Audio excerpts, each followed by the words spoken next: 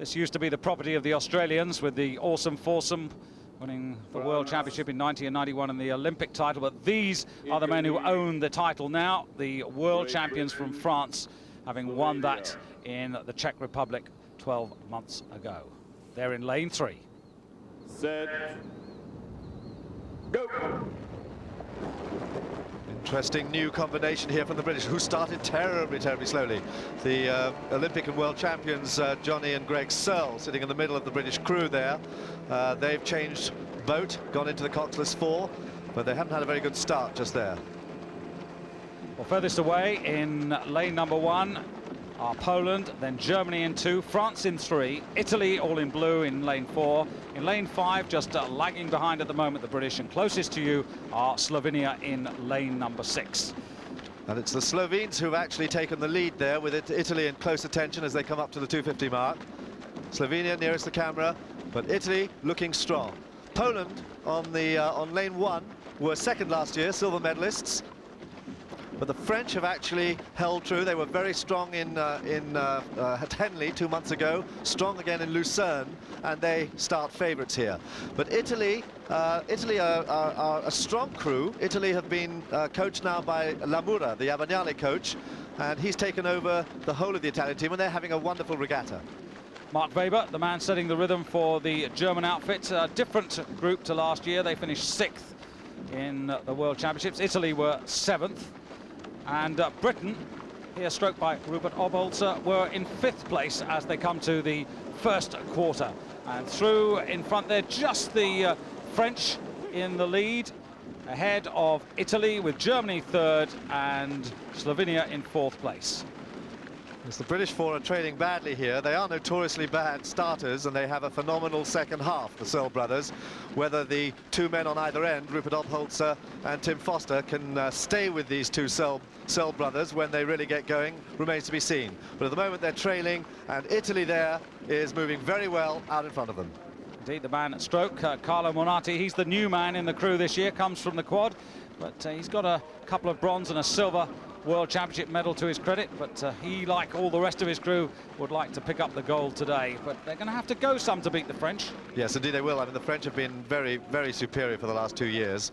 Oh, they're a long way back, the British there. But it's Italy at the moment, vying for the lead now with France. France challenging this early Italian lead as they come up to the 1,000-meter mark.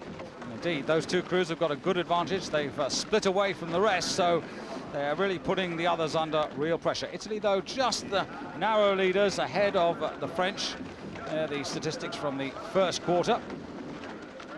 Jean-Christophe, the man setting the pace for the French quartet.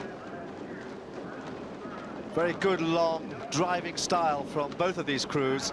They sit very low in the boat, they drive horizontally. Oh, and the British crew now beginning to move. This is where the Searle brothers in the Coxed pair last year and the year before really started to make their move, and they were able to come back from a length and a half down and split the field to win very comfortably. Now, can they do the same thing again in the 4? They certainly have moved into 3rd place, but Italy now is moving ahead of the world champions. The world champions looking rather laboured now, and Italy actually flying.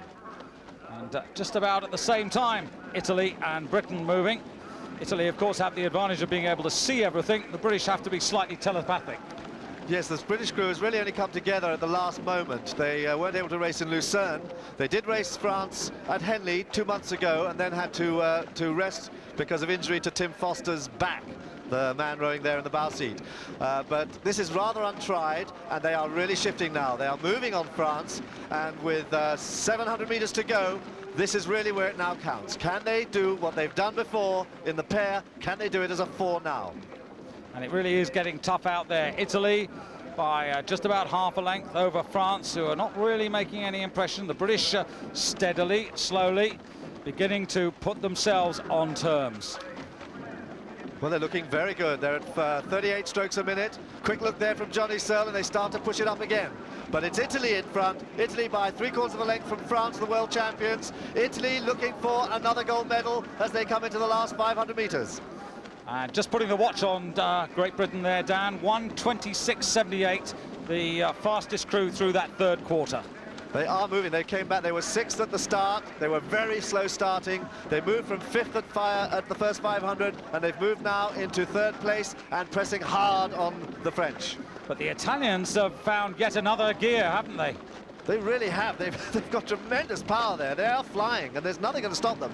But it's very horizontal drive, very accurate catches. And they are really doing Lamoura proud there. They have a length now. And can the British get the silver medal? France, the world champions, holding on to that narrow advantage over the British crew. And Obholzer there at stroke, trying to rally his crew, trying to push now, trying to push past the world champions. Yes, they've used an awful lot of energy just to put themselves back on terms, but that Italian quartet is really looking sprightly out there. Carlo Monati, Raffaello, Leonardo, Riccardo Del Rossi and Walter Moller. They really are doing some job out there, and I don't think anybody's going to get to them, and it's all about the silver medal at the moment because the gold looks home and hosed. And it's Italy at 42 strokes a minute. It's the British at 44, 45, trying still to catch France, but France are holding on. It's Italy well clear by nearly a length, with the British coming, and are they going to get them? No, it's France coming in for the silver, and the British get bronze medal on their first outing. Well clear, these 3 crews, of the rest of the field. A little bit of a lesson. Well, indeed, yes, about 3/4 of a length clear of the world champions, Italy there, crossing the line, and the British just couldn't get past France after that very slow start, which left them trailing by about 1.25 lengths. But those 3 well ahead of the rest, with Slovenia edging out Poland and Germany. And a terrific performance there, and a victory even sweeter than I think they would have ever imagined.